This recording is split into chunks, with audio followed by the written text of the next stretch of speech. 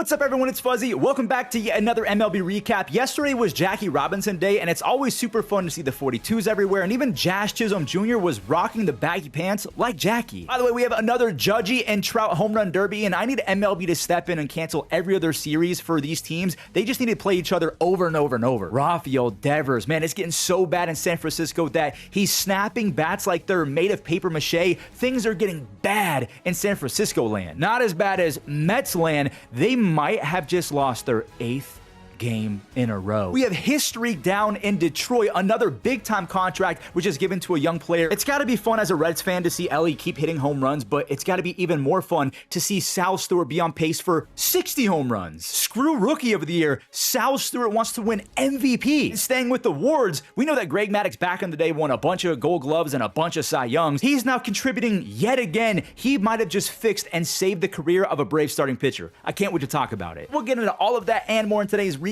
Do me a favor, hit that subscribe button, join the movement. We're trying to grow the game of baseball into the biggest sport in the world. And as always, don't forget to save yourself 20 bucks off on Seatgeek with code Fuzzy. And you guys have been cashing it in on Underdog Fantasy. If you download with my code Fuzzy and you've never played, they're going to give you 50 bucks, a free pick, and a bunch of boost. You're welcome, but please play responsibly.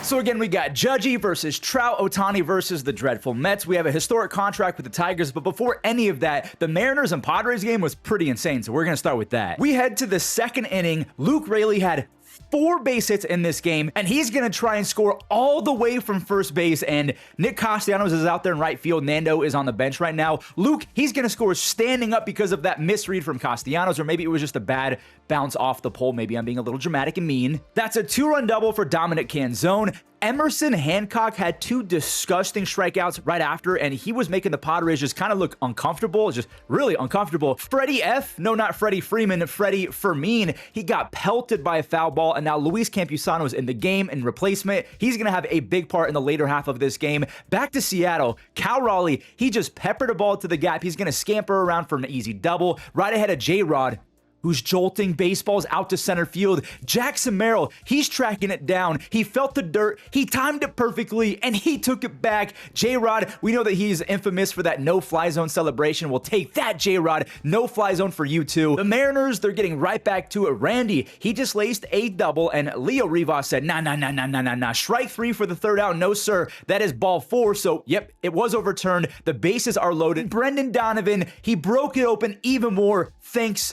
to the ABS, just brand new life for the Mariners, courtesy of the automatic ball strike system. That's a 2-run knock. Hancock, his sweeper was sweeping. How do you hit this guy? Now he's throwing 96 sinkers upstairs. He's finally figuring it out. He went 11 up, 11 down when Xander Bogaerts ruined the perfect game. So that is a single. Luke Raley at least had Emerson's back. What a game for Luke, because that's a slip and slide grab. And I told you guys, he had a huge game. This is a big boy home run. Even Naylor, the shot of him in the dugout was pretty funny. He was like, ooh, that ball was crushed. 113 miles an hour off the bat as it's 6-0 Seattle. Xander, he's already ruined the perfect game. Now he's ruining the shutout. A 2-run bogey bomb. He has 3 home runs and 13 RBIs. Emerson, he still gets the quality start. 6 innings, 6 strikeouts. Senor Smoke, he's out there to try and get it. Andres Munoz is imploding. So the bases are loaded. Nando's in as a pinch hitter. That's a rocket sack fly. It's 6-2. I told you earlier, Luis Campusano played a big role. It's 6-4. Ramon Laureano, he's in. He's been raking lately. He swung at a sinker at his belly button, and he got it to drop. It's 6-5. Now it comes down to this. Jackson Merrill, he's already robbed a home run. He has to face the newcomer, Jose Ferrer, the lefty, and he kept it fair down the line, on the line itself. Madness in San Diego. Merrill madness. The Padres, they complete the comeback. They walk it off. They've won 7 games in a row. Hold on. Yes, we're going to talk about Judge, Trout, Ohtani, the contract, all that other stuff, but 2 teams are on a really long winning streak as well. It's not the White Sox, but I do want to show this. Sam Antonacci, one of my favorite players in baseball. He's finally up in the big leagues. He got his first career base hit. Staying with things just being up, this ball is up and out in a hurry. Junior Caminero is a freak. He might have the best bat speed in baseball since what? A juiced out Jose Canseco. The Rays, they got a second run, but a nice play from Sam Antonacci kept it from more. By the way, that was an RBI, so a second one for Junior Caminero. They ended up with more runs anyways, as Jonathan Aranda laced an RBI double. And honestly, Tampa kind of ran away with this one. Jake Fraley, he went way out. This ball was absolutely demolished. Yandy Diaz, he's one of the best bad ball hitters in the league. Like, this dude consistently hits baseballs outside the zone hard, not just like tapping. He hits them hard. Johnny DeLuca, man, the speedster just dented a ball. He made it an 8 spot. That ball had a family, man. That's not very nice of you. The Rays, they won 5 games in a row. They're 8-2 their last 10. And now we have to talk about another team trying for 5 wins, but also that team gave out a historic contract. So let's talk about that. Professor, as we call him on the channel, it's just a Harry Potter callback. Kevin McGonagall. This kid just got a fat bag. $150 million over the next 8 years for an extension. This is the largest ever for a player with under 50 days of service time. He officially passes Connor Griffin, who said it a couple weeks ago, and he beat, who was it? Cole Emerson, who was the record holder for the Mariners, who had the record for like 2 days. Kevin McGonagall, I'm going to say this, he has deserved every single penny. He has 8 extra base hits, 8 RBIs, a .421 on base. He's batting .315 because he almost never strikes out or whips or chases. Literally, at 21 years old, he has the plate discipline of Carlos Santana. That's how insane it is already. Like I said, the Tigers want 5 in a row, which would actually be kind of funny because they lost 5 in a row right before this current streak that they're on. And by the way, we have a crazy Bobby Witt Jr. stat coming up after this game. It doesn't even seem real. We're going to fast forward to the second. Jack Flaherty, his mid-90s fastball, I guess, was plenty today, so he got it past Salvi and Massey after he threw a nasty slider to get Carter Jensen, so he struck out the side. To the third we go. Glaber's about to show off with a little 360 silent shot. So, like, no runs for you, says Glaber. The Royals, they're going to try and have some deja vu and do the same. Javier Baez, he sprayed one to right field. McKinstry, he's chugging around. He's trying. The relay is in. Safe. Or is he? Yep, he's not safe. This call was overturned, so it's still 0-0. Javier Baez, he does get a triple, though. Jake Rogers, he lifted a fly ball to Jack Caglione, who has a cannon. We know that. He let it rip. It has the distance. They got him, says the umpire, but that was not the case. Javier Baez instantly said, we got to challenge that, please. El Mago did El Mago things. He avoided the tag. And do my eyes deceive me? Do we have a base hit with runners in scoring position for the Royals? I can't believe it. Michael Massey, he makes it 1-1. I got to tip my cap to Lugo and Jack Flaherty. They both went 6 with 7 strikeouts. They were both stingy, so neither of them are going to get the W. Jack would have if he had gone 8, so I'm going to spoil it. Wencel Perez, he won it. His first hit of 2026 is a home run. Kenley Jansen, he now has 480 career saves as the Tigers do win their 5th in a row. Tigers fans are just crossing their fingers that the Twins and the Guardians lose later, and Royals fans are crossing their fingers that Bobby Witt Jr. gets going because he's only scored 1 run this entire year. Bobby Witt Jr., one of the greatest players in the history of baseball, has touched home plate just once in 16 or 17 games. Here we go, ladies and gentlemen. Aaron Judge is getting us started pretty quick. He's going to the Judge's chambers. He has 7 already. He's looking for another 60 home run campaign. He has just such easy pop the other way. It just glides out. Also, I know this is random, but I really like the celebration that Judge does. He goes into the dugout and just points at the camera. That's cool. Trent Grisham, he's making it 3-0 in a hurry. Jack Kahanowitz, he's looked awesome so far with Mike MADDUX as his new pitching coach and just starting off 2026 hot, but he's getting pieced up by the Yankees. Here comes his offense, though. Adam Frazier, of all people, got a ball to go. I'm almost positive that not a single human on planet Earth put that as an Underdog entry yesterday. There's no way. By the way, use code Fuzzy on Underdog. Logan O'Hoppe. This dude grew up a massive Yankees fan, and I'm going to just kind of, I hate doing this to Logan. I'm not going to speed through your home run, but look at this. Logan back in the day in 2018 actually caught a Manny Machado home run live on TV in Yankee Stadium, and he showed off the cannon. He threw the ball back like a true Yankee fan. That's a really fun moment. No way I was going to forget about showing that. So it's 3-2 Yankees. Trout, he's up with the runner on in the 5th inning, and this is red light therapy Trout. This is back foot Trout. This dude is insane. 3 consecutive games with a home run in the Bronx. Check the back foot. It moves back instead of squashing the bug. He's already confirmed that he does this in BP, and he only brings it to actual games if he feels like he's spinning or getting under baseballs, and it's working to perfection. Jordan Romano, he's out for the save. He had a really bad, okay, we're not going to hint at it. He got an out. Jazz, oh my God, no, oh my God, oh my. There's miscommunication. So the ball drops. Neto and Oswald were like, dude, that's your ball. No, and they were trying to kind of be nice about it. Wells, that's a really nice at-bat, which it's now a plate appearance because it was a walk. Caballero, he lasered one. Jazz is going to tie it, but now they're sending Austin Wells. A good throw would have beat him, but it was on the wrong side of the dish. That is the 10th win for the Yankees and their 2nd walk-off against the Angels. That's a tough series if you're a Halos fan because you had wins within your reach, 2 of them. I can't believe that this is a real sentence, but the Mets have lost 7 in a row, and now they have to face Ohtani on them up. He's not hitting because he got hit by a pitch in the game prior. So again, the Mets are going to try and reverse the curse on Jackie Robinson Day, and I just don't know if that's going to happen. I love Jackie Robinson Day. I love seeing the 42s and the reverence that everyone gives. Hesum Kim, he's up with the runner on, and they're calling him the Comet. The Comet just hit a rocket 2-run home run. It wasn't hit super far, but he definitely smoked that thing. Shohei, his shutout streak, it got up to 32 2/3, but he's in trouble now. MJ Melendez, there's traffic on the bases. He literally tossed his bat at the ball and Tucker couldn't get there. That's an RBI double, and Ohtani, he saw red after that. He saw, like, he was angry, actually angry. I'm going to show all of his strikeouts, but over the next 2 hitters that he faced after MJ, he hit 100+ miles an hour 4 times, and he said, I never go full throttle, but the game needed it. He struck out the side in the 6th, and again, he was 100+. He was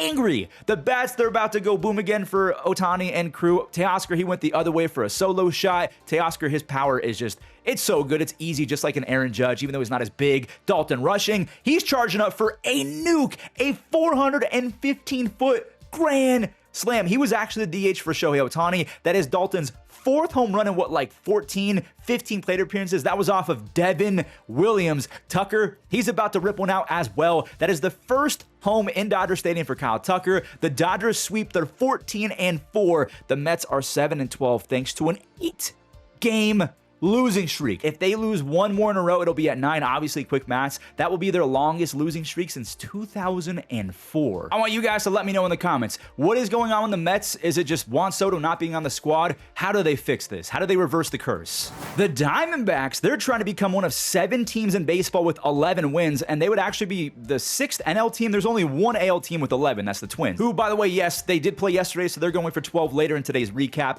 The Orioles, they want double digits as well, and is that Sam Huff? He's alive. It is Sam Huff. That's an RBI double. He used to be a former mega prospect. I really thought that he was going to be something. I loved his future star cards in MLB The Show. Adrian Del Castillo is proving that not only can he be something, but I think actively right now he is something. He ran into a barrel, and Weston Wilson, they tried to home cook. They called this an error. What are you talking about? That is not an error. It's 1,000% a 2-run double, and thankfully they called that later. Was it a triple? I can't remember. Look at Kyle Bradish's face, the starter for the Orioles. He's like, come on, man, you gotta catch that. Now we're retied. Jeremiah Jackson, is he the best Jackson on the Orioles? He does it again, not just in the 3rd, but after the Diamondbacks stole the lead back on a Jorge Perosa RBI extra base hit. Yes, I'm kind of whispering because I'm hinting towards something. JJ the jet plane lifted off again. Another Jackson Jack, his 4th. It shows just how funny baseball is because he's having a monster season despite the fact that he hasn't walked once. Brett Beatty, he's the only other guy with 50+ plate appearances and no walks, and he's having one of the worst seasons in baseball. So that's just baseball in a nutshell. We're back to a tie game again. This is just a roller coaster back and forth. It's 4-4 on an Alek Thomas tapper,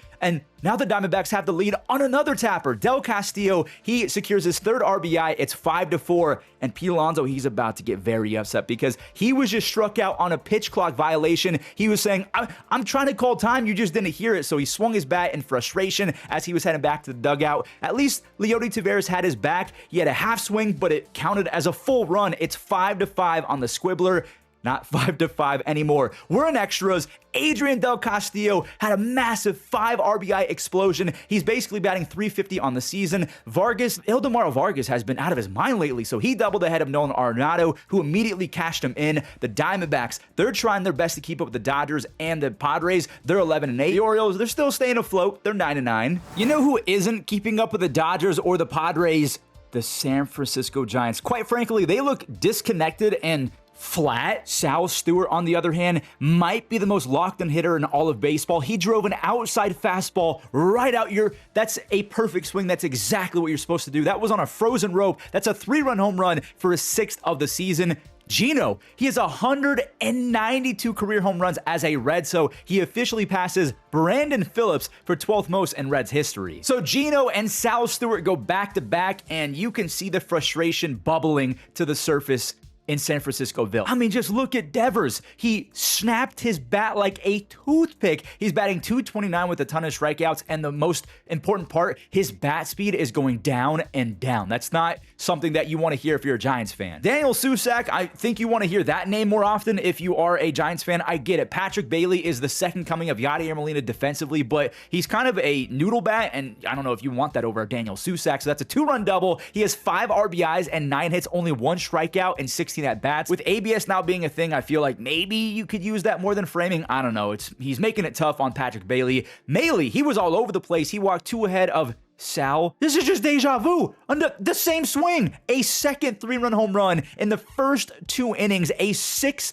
RBI afternoon. He has 7 home runs, 17 RBIs while batting .325. Ellie, he's up to 6 now. He went 442 feet. And by the way, he has 5 stolen bases. The Reds, they are 11-7. They look like a well-oiled red machine.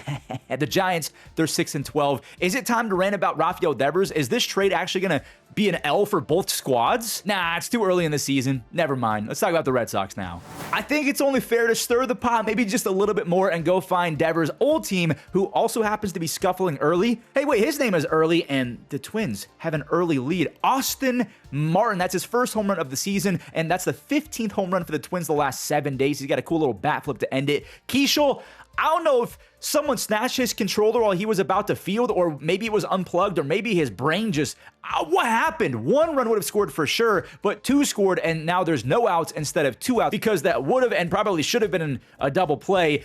And I guess it's just one of those weeks for Trevor Story. A 3-run lean back on him home run. The one-hand finish is so fun. Again, they come in bunches when it comes to Trevor Story. He's going to add 2 more in the 7th inning, just like an Adrian Del Castillo, a Sal Story. I know that Sal had more than 5, but Story also had 5 RBIs, which is crazy because he has 15 RBIs his last 9 games. He had 2 total over the first 9 of the season. Yet he still somehow has a negative WAR despite 17 RBIs. I need him to get off a shortstop, please, because he's not the same athlete as he used to be. Connolly Early, he was awesome. He struck out 5 different Twins, only 2 base hits. And by the way, those 5 strikeouts were on 5 separate pitches, like 5 individually different pitches.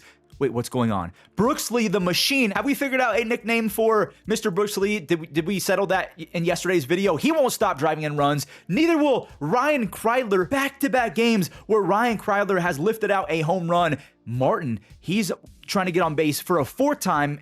It won't be a 4th. I tried to kind of like hype it up. He's trying to gas it up, that little meme. Ball game. The Red Sox are 7-11. The Twins do not get their 12th win.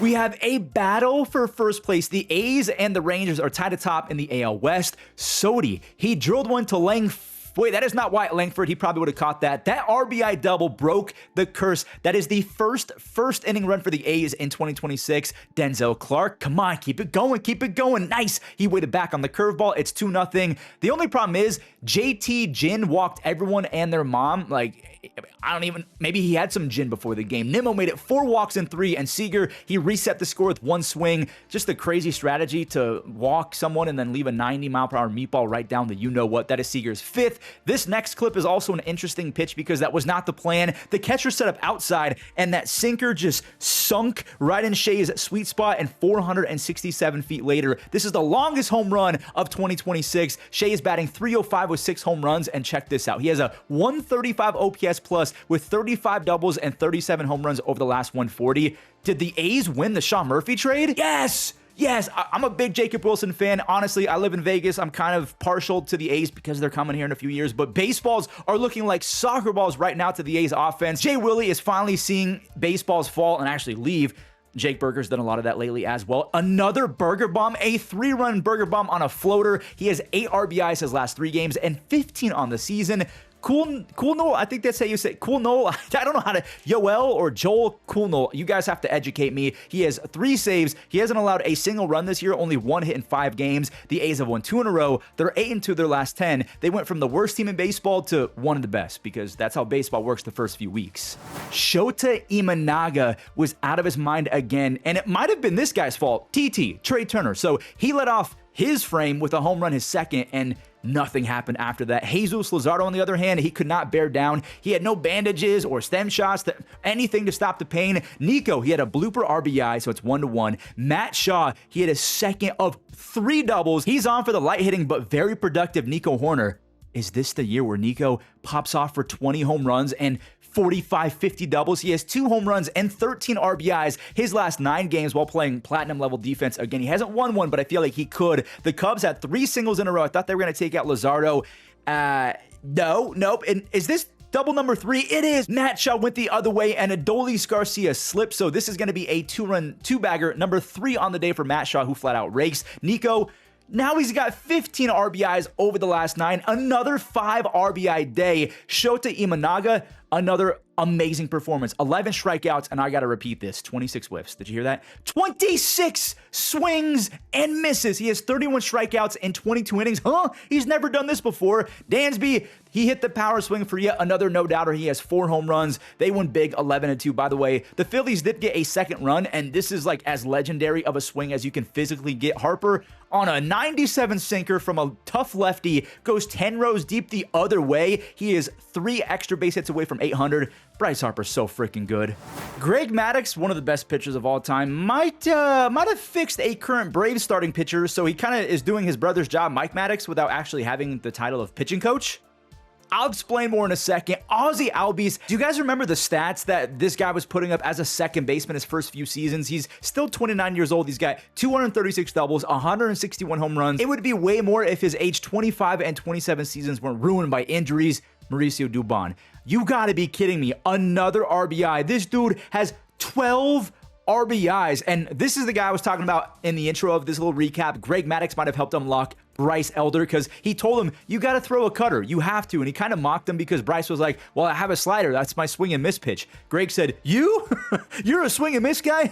Well, he might now be, or at least a little bit more, because he had 7 strikeouts and 5 2/3. He's never been a high whiff guy, but he is currently rocking the highest whiff rate of his career. The sinker usage has dropped by 20%. He's introduced that cutter, which is setting up the slider, and that slider's been devastatingly good. A 35% whiff rate against the slider with the 140 batting average against it. Take this, doubters. They were calling Austin Riley a jag, just an average guy. That's his first of the season. He's also been really good on defense, so he is so close to figuring it out and being back. He missed a lot of time. Ronald, he doubled ahead of Drake Baldwin, who now has 19 RBIs. Drake Baldwin is inevitable. So is Matt Olson. I really think that Matt Olson can do it. Knock on wood. 425 feet for a 2-run moonshot. He has 5 home runs. He leads the NL with 9 doubles. And when I say he can do it, I think that he can make the Hall of Fame again. Knock on wood. Liam Hicks, we call him Lay Kick Hicks. 18 RBIs after his 4th home run. His lay kick has really just changed life. He's going to get a huge contract if he keeps this up. Raisel Iglesias has 4 saves. The Braves are now 12-7. They head to the Phillies. That should be a fun series. Dustin May be back. And you wouldn't have thought it if you stopped watching after the first. Kyle Manzardo ripped an RBI, but yeah, Dustin May did lock in. The offense, they tied it for Dustin in the second. Nathan Church, he flew home on a Pedro Pages knock, and I have no idea what happened on this next play. Going back to Church somehow lost it, maybe in the rain or whatever, and he better thank the heavens that Mason Wynn does have a bazooka. I know that Justin Turner's probably fallen on his knees at a Walmart seeing Mason Wynn throw an absolute dart, but it was a dart to home. It saves a run. May then painted 99, and you gotta love ABS if you're Dustin May because it was called a ball, and now it's a 99-mile-per-hour painted fastball. Look at this next clip. We have someone making a play while falling, and maybe it's because it was still kind of raining, the field was wet. That was a slip and slide web gem courtesy of Connor Brogdon. Staying with this inning, the bases are loaded for JJ Weatherholt. Things could go very wrong, very bad for me, a Guardians fan. So that's a go-ahead sac fly. Victor Scott, he also tagged up, and that's big because now I'm not even on the Guardians, but my team had to intentionally walk the lefty masher Ivan Herrera to get to the lefty Alec Burleson. He got it done this time. His second time up with the bases loaded. 2 runs are going to score. Bo Naylor, he finally did something. Yes, it was too little, too late, but his 2-run gapper, at least it's a little bit of good things to come, right? Hopefully. Church, his 3rd base hit makes it 5-3, and Walker, he does secure an 11-game hitting streak. It was on the line, but bang! No RBI, but it is a double. Riley O'Brien, he looks really good as the brand new closer for the Cardinals. He has 5 saves. The Cardinals have 10 wins. I completely forgot that the Brewers have lost what, 6 games in a row? I should have talked about this earlier in the recap. I'm sorry. Vladdy, he singled Varsho over to third base, so I guess you could say the Jays have something brewing.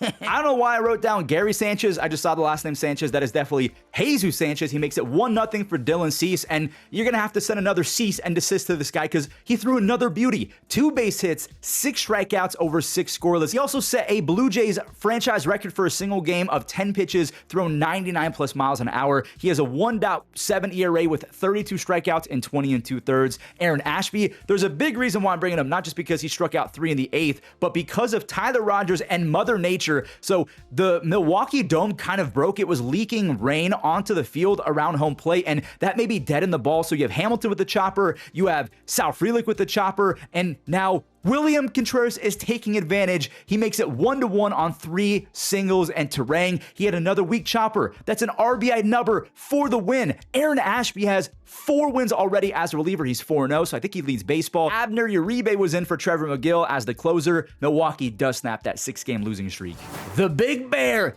It might be time. I'm only saying this because I have the context that as I'm literally recording this segment, Marcell Ozuna just went yard. Also, Connor Griffin got taken out with a hard play at second base. You guys do not want to miss that. Subscribe so you can see tomorrow's recap right when it's posted. Abrams, he took way too long to release a baseball. Nicky Gonzalez is very grateful. That's an RBI infield single. Carmen Majinski, his fastball splitter combination is disgusting. His ERA dropped to 1.7 after he also went 6 scoreless with 5 strikeouts. He has a 120 batting average against that splitter. Imagine if he figures out the sinker. This was one of the easiest recaps of all time. Dennis Santana now has 2 saves. The Pittsburgh staff only allowed 3 hits. That staff is really good. Spencer Arrighetti, I love botching his name and saying Spencer Spaghetti. He's about to shine. So they have an early lead on a Christian Walker RBI sac fly. Jordan Beck went skipping rocks. Cam Smith wanted in on the whole sac fly stuff. He lifted another one. Now, I will say Spencer did get tagged by Willie Castro for an RBI double, but then Spencer got right back to showcasing the swing and miss stuff. He had 10 whiffs in the first 3 innings. That is cartoonish. He also struck out 3 in the 3rd. Yordan, your daddy, Air Yordan, whatever you want to call him.